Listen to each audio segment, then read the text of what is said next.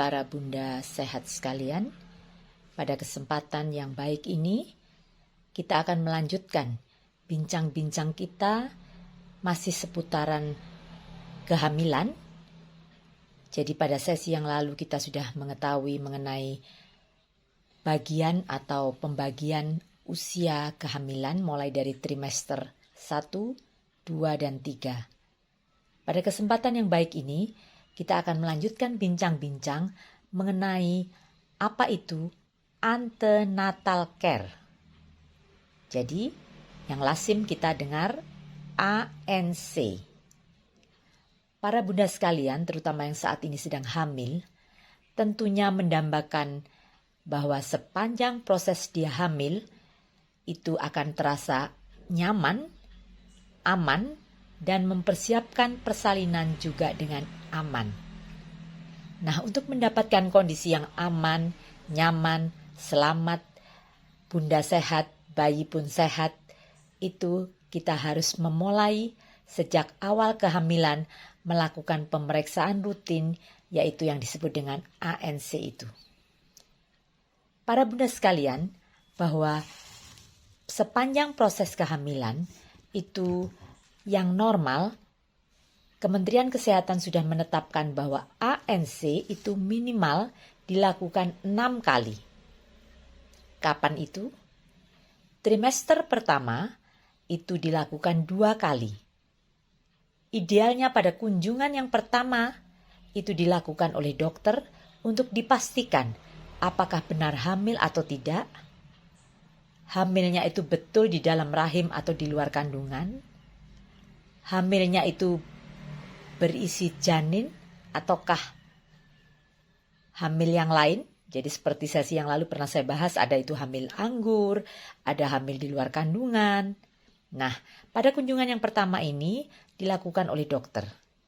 Kemudian kunjungan yang kedua, katakanlah dilakukan oleh bidan, boleh.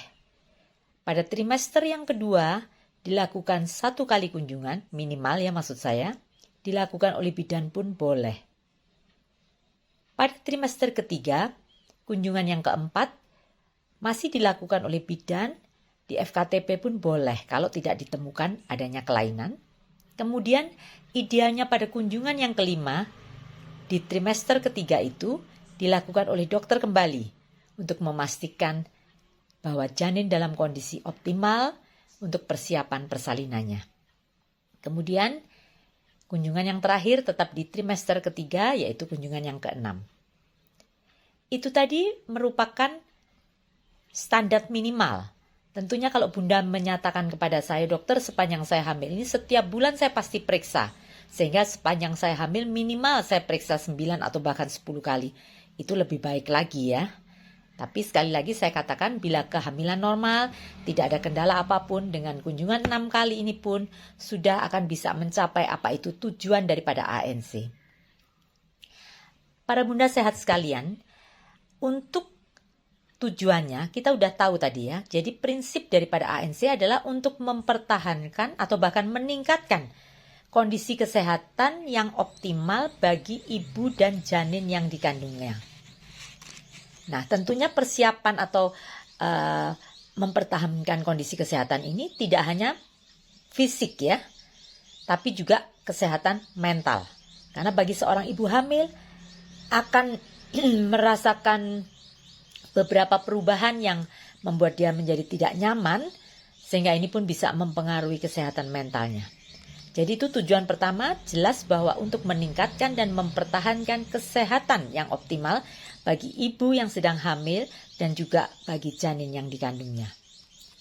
Nah, kemudian tujuan yang kedua yang tidak kalah pentingnya daripada ANC ini adalah mendeteksi secara dini adanya kelainan. Jadi di sini kita penting melakukan identifikasi resiko untuk mencegah komplikasi kehamilan maupun persalinannya nanti. Kalau dikatakan mengenai identifikasi resiko, para bunda perlu tahu bahwa setiap kehamilan itu ada resikonya. Bisa dikategorikan menjadi 3 macam, yaitu kehamilan resiko rendah, kehamilan resiko tinggi, dan kehamilan resiko sangat tinggi. Mungkin ada yang membantah menyatakan, oh enggak dokter, saya setiap hamil aman-aman saja, ini merupakan kehamilan yang ke-7. Nah, para bunda, ini pun ada resiko. Resiko perdarahan pasca persalinan tetap ada pada kehamilan yang sudah lebih daripada ke-5. Katakanlah, saya anak 1-2 lahirnya sesar terus kok, ini nanti ke-3 pasti sesar lagi. Nah, pada bekas sesar pun ada resikonya. Akan kita bahas pada sesi yang lain lagi mengenai persalinan dengan sesar. Nah, para bunda sekalian, kalau kita sudah tahu bahwa salah satu tujuan daripada ANC adalah mempersiapkan kehamilan dan persalinan dengan baik untuk mendeteksi adanya resiko, tentunya tujuannya kita ingin bahwa sepanjang kehamilan itu aman, nyaman, dan persalinannya dapat berjalan dengan aman dan selamat, baik itu bagi ibu maupun bagi bayinya. Dan juga di sini karena ini dipersiapkan dengan baik, ada salah satu aspek yang penting yaitu mempersiapkan ibu itu untuk bisa menyusui, memberikan ASI eksklusif. Ini pun termasuk di dalam ranah ANC juga.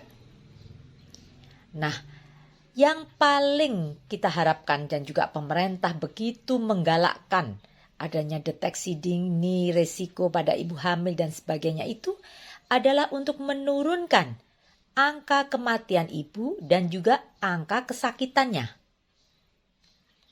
Para bunda sekalian, sangat ironis sekali bila seorang ibu bertaruh nyawa di saat dia melahirkan dan berakhir dengan kematian. Sedih sekali. Harusnya keluarga itu mendapatkan kebahagiaan, mendapatkan anak yang didambakan, tapi harus kehilangan nyawa daripada seorang ibu. Dan ini dapat kita cegah dengan cara deteksi dini, kelainan ataupun komplikasi, dengan cara pemeriksaan ANC yang berkualitas. Para bunda sehat sekalian, jadi tadi saya garis bawahi ya, ada 3 ruang lingkup ANC yang penting. Yang pertama adalah identifikasi resiko tadi. Yang kedua, mencegah komplikasi, baik pada kehamilan maupun persalinan. Yang tidak kalah pentingnya ranah di dalam ANC ini adalah edukasi dan promkes, promosi kesehatan. Jadi maksud saya edukasi masalah gizi, edukasi persiapan nanti melahirkan, edukasi masalah pemberian ASI eksklusif, dan sebagainya. Jadi kalau kita sudah tahu seperti ini, kita sekarang akan beranjak lebih lanjut lagi. Apa saja yang dilakukan saat pemeriksaan ANC? Kementerian Kesehatan memberikan standar yang mudah diingat adalah 10T. T apa saja? Yang pertama, ibu akan dilakukan timbang badan. Ya, setiap periksa pasti ditimbang kenaikannya berapa dan sebagainya. Modal awalnya berapa, sudah naik berapa dan sebagainya. T kedua adalah diukur tekanan darahnya berapa. Karena ibu hamil juga bisa berisiko tekanan darah tinggi. Kemudian T yang ketiga, diberikan tablet tambah darah. Ya. Tablet FE untuk mencegah anemia pada ibu hamil ya. Kemudian dilakukan pemeriksaan berapa tinggi fundusnya, jadi besarnya rahimnya. Jadi setiap periksa tentunya tinggi fundus harus bertambah besar ya. Kalau hamil tapi nggak tambah-tambah besar atau bahkan mengecil, kita harus curiga apakah kehamilan ini berkembang dengan baik ataukah bayi yang dilahirkan nanti atau janin yang sedang dikandung ini mengalami kecil pada masa kehamilan. Nah, kemudian berikutnya adalah tentukan presentasi dan juga bunyi jantung janin. Maksud saya, presentasi janinnya ini sungsang, ataukah melintang, ataukah kepalanya sudah betul di bawah, dan sebagainya. Kemudian T yang ke-6 ya, diberikan vaksinasi tetanus. Tetanus toksoid untuk mencegah terjadinya tetanus neonatorum pada bayi baru lahir. Kemudian kita juga kita tentukan juga status gizi, diukur lingkar lengan atasnya ibu hamil itu berapa. Jangan sampai ibu hamil mengalami yang disebut dengan KEK. KEK singkatan kekurangan energi, gitu, kalori. Jadi kemudian setelah diberikan tablet tambah darah tadi sudah ya. Jadi satu lagi nih. Jadi yang ke-7 ya. Tes laboratorium. Dilakukan pemeriksaan pada waktu ANC trimester 1. Berapa kadar HB-nya? Kemudian bagaimana screening triple eliminasi mencegah hepatitis, sifilis, HIV. Itu diperiksa tes laboratorium. Ada ibu hamil mengatakan kepada saya, dokter saya nggak mau diperiksa, saya takut jarum suntik, saya takut diambil darahnya. Para bunda sehat, ini kan demi kepentingan Anda, demi kepentingan bayi yang akan dilahirkan. Jadi harus mau ya diperiksa laboratorium. Kemudian ada juga tata laksana khusus. Bila ditemukan adanya kelainan yang tidak lazim. Yang paling penting T yang ke-10. Para bunda yang sedang memeriksakan kehamilannya pasti dilakukan temu wicara. Temu wicara maksud saya yaitu tadi edukasi, promkes, petugas kesehatan baik itu bidan, di puskesmas maupun dokter tentu mohon maaf agak sedikit cerewet, banyak memberi nasihat. Tapi sekali lagi ini demi kepentingan maupun demi kebaikan daripada bunda yang sedang mengandung. Kalau 10T ini dijalankan dengan baik, tentunya akan dapat terdeteksi sedini mungkin bila ada kelainan. Contoh sederhana, pada waktu dilakukan tes laboratorium, ketemu HB-nya hanya 7, berarti kan ibu mengalami anemia kan?